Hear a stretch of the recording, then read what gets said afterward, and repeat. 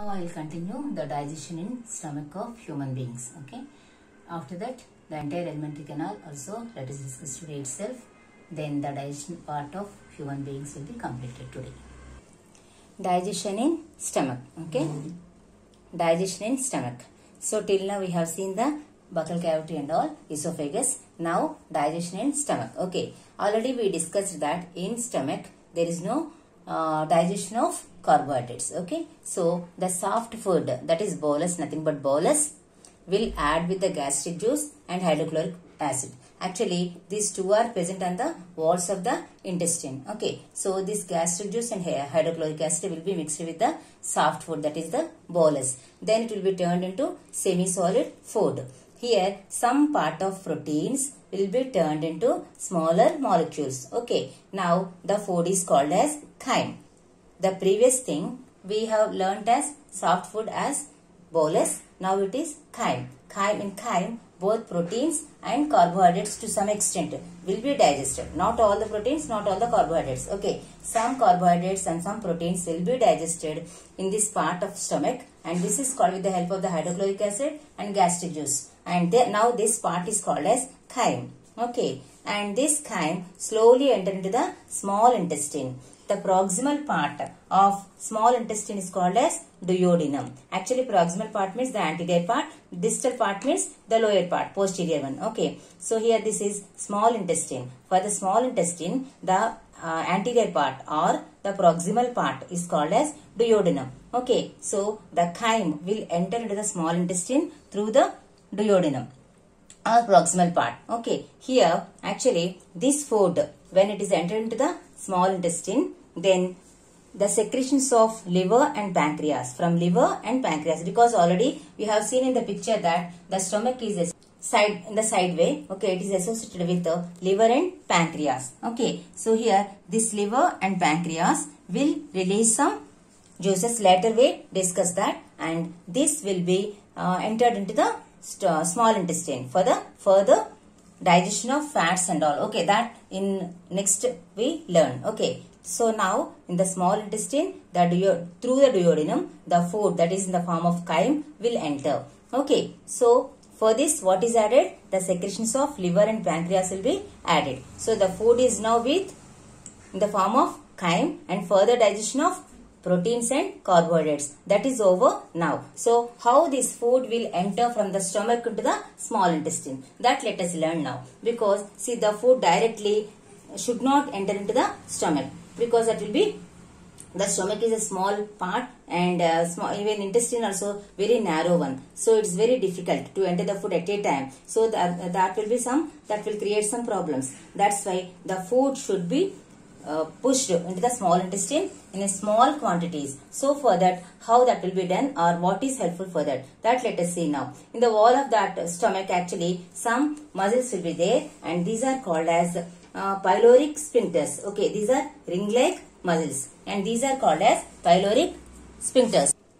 So these pyloric sphincters, these are the ring-like muscles, and they relax to pass the food into the intestine. From where? From the stomach. Okay, from the stomach, small quantities of food will be supplied into the small intestine with the help of these pyloric sphincters. Pyloric sphincters means ring-like muscular structures. Okay, they are present in the stomach, in the walls of the stomach, so that the food in small quantities will be entered into the small intestine. Okay, so till here we have seen till small intestine the digestion. Now from here, from this small intestine, this is all comes under small intestine only. Okay, from this the food will be digested by the walls of the small intestine itself. Okay, that in the next part let us learn. And the undigested food will be there, and this undigested food will be entered into the large intestine. At the same time, the excess water will be absorbed by here, and some excess water will be still there in the food, digested food.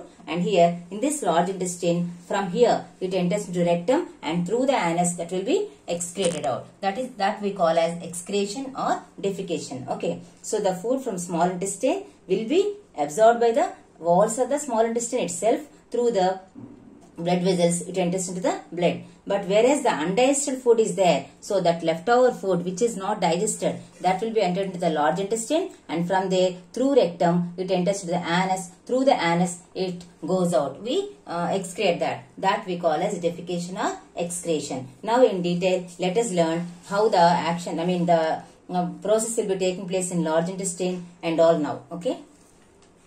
Digestion in stomach, we are continuing here. First one is, already we discussed about the digestion in small intestine, and further information we get from this now. Okay, small intestine, actually this is the longest part of alimentary canal. You must remember, this is a very important bit. Small intestine is the longest part of alimentary canal. Okay, next let us see emulsification. This word we come across in the digestion. What is emulsification? Emulsification is nothing but fat digestion, because we eat different types of food, and here fats are there, proteins are there, fibrous food is there, and also carbohydrates are there, sugars are there. So everything should be digested. So for each and everything will have its own enzyme activity for the digestion. Here you see for fats. Okay, fats we take through our food. Okay, oils and peanuts, all this will come under ginger oil. All these oils will take. So this is butter, ghee. So this is fat digestion. For this, fat should be digested. So this fat digestion, this process is called as emulsification. Okay, fat digestion is emulsification. Now, how this fat will be digested? That let us discuss now. Emulsification is the process of fat digestion. Okay, so how this fat will be digested? Let us discuss now. Now, already I told you, near the stomach, this liver and pancreas will be present at the side. Okay, so liver, what is the function of liver? Liver secretes bile juice. Okay, this secretes bile juice, it releases this. And pancreas secretes pancreatic juice, and in this pancreatic juice, lipase, this is lipase. Okay, and then trypsin. These two are the enzymes. Lipase an enzyme, and trypsin is one more enzyme. These two are present in the pancreatic juice. Okay, so what is the function of this bile juice? Let us learn now. Okay, this bile juice, and bile juice is helpful for the fat digestion. That's why if any problem, malfunctioning of liver is there, any damage in the liver, then that will be affected immediately to the body, because all the fats cannot be digested. Whatever fats we take, that cannot be digested. That's why if a patient is suffering from jaundice and all, doctors will advise us not to take the fats, oils, because only boiled food they suggest us to take. So what is the intention of that is nothing but the fats cannot be digested because of the malfunctioning of liver. When the liver secretes bile juice, and this bile juice is helpful for the fat digestion that is present in our food. Okay, the next one is pancreas. Okay, pancreas is also associated with liver. The side of the liver is pancreas, and this has lipase and then trypsin. These two are the enzymes. These two are present, and this lipase is also helpful for the fat digestion, like bile juice only, and the trypsin is helpful for the protein digestion. Okay, so till now we have seen the protein digestion, carbohydrate digestion, fat digestion. Okay, so the food whatever we take, all this has been digested till now. And the fibrous food, that is the roughies we call, that all the vegetables, cellulase. Okay, so all this will be released, and that cannot be digested in the intestine, because only cellulase is present in the cattle or the herbivores. Okay, but in human beings we don't have that facility. So the roughies or the fibers cannot be digested in the body. Simply they will be excreted out. Then why the doctors or the elders will tell us to take the greens? This is merely because the food can be easily passes through the intestine. So this roughies will be helpful. The roughies will be helpful, or the fibrous food. Okay, the roughies are the fibrous food is helpful for the easy passage of the food through the alimentary canal. So for this will be very helpful.